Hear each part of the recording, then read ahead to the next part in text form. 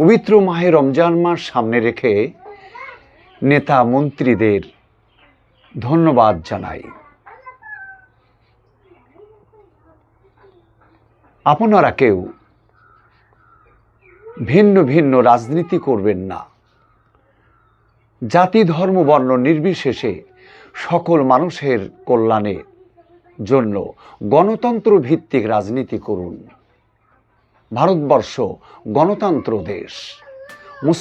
মুসলিমরা যদি ভিন্ন ভিন্ন রাজনীতি করেন তবে হিন্দু ভাইরাও আলাদা রাজনীতি করবে, ফলে ডিভাইড সৃষ্টি হবে, হিংসার সৃষ্টি হবে।